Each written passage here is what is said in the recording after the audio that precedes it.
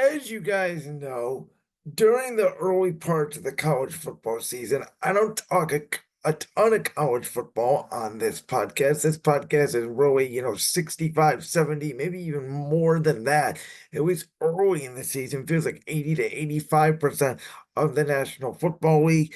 The reason why I spend a lot more time on college in like October, November, early December is because that's when the actual games matter. There's not a lot I can take away from Ohio State playing Akron and, whoever else they played and Texas playing a couple cupcakes, etc.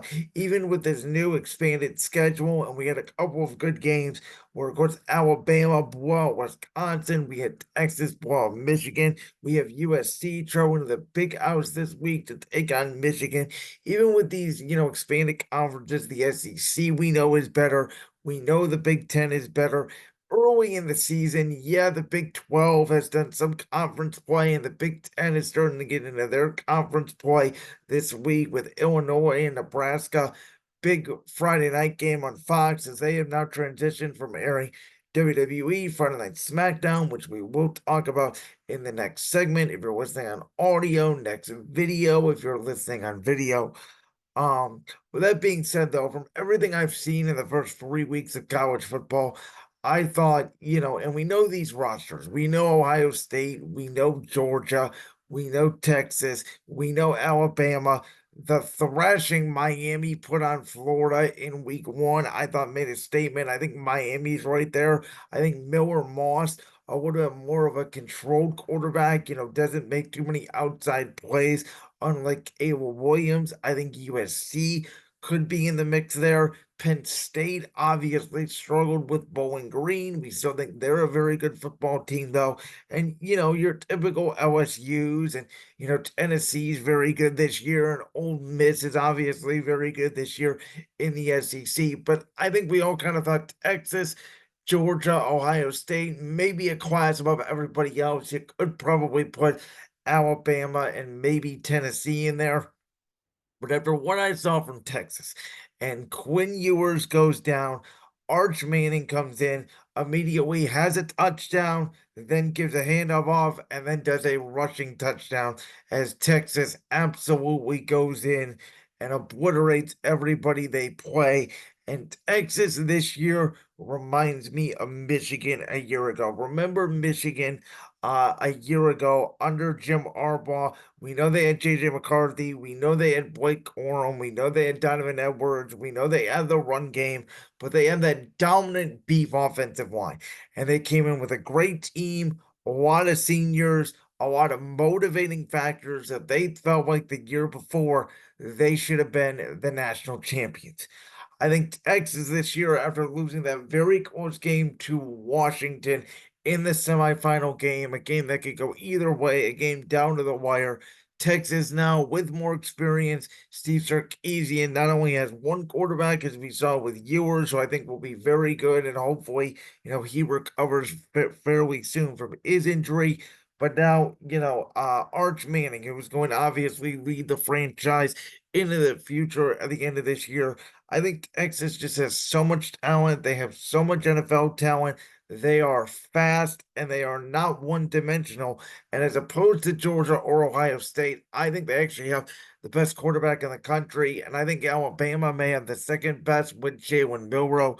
But I think, and again, maybe Shedeur Sanders in that conversation as well. But I'm just talking about elite football teams, not Colorado, which is obviously an absolute mess down there with Deion Sanders. I don't even know if he'll survive the year. They did beat up on Colorado State. I feel like if Deion does not win that game, he may be out at Colorado.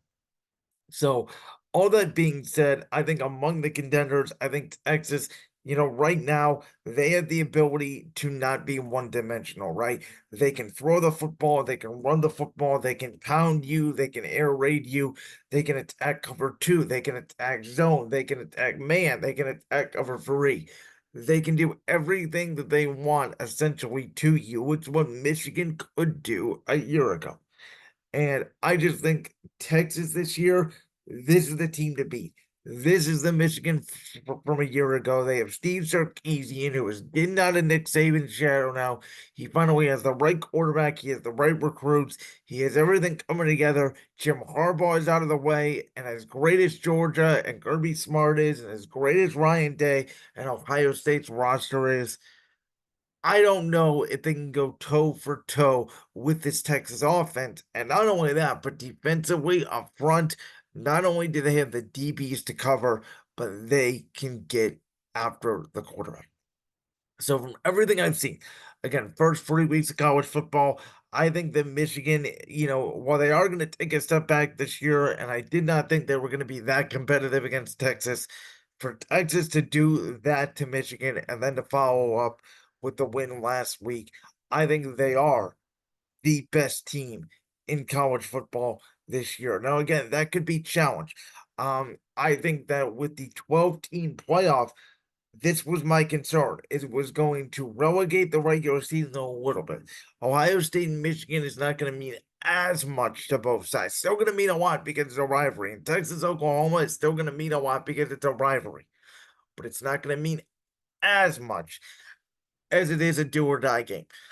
I think even with the 12 teams, and again, we talked about last year, maybe six, as the NIL has sort of balanced out college football a little bit. There may have been six that could win the national championship. Right now, again, I think Texas, Georgia, Ohio State, Alabama, Tennessee, Miami. Maybe you throw an Ole Miss and you get to seven out of those 12 teams who could realistically be a national champion. Maybe when we get to that point in the college football playoff, there's an upset or two, but I think the cream will still rise above the crop. And again, right now I have Texas as my national champion. Like that clip from the Brands World podcast? If so, make sure you go down there and hit that subscribe button.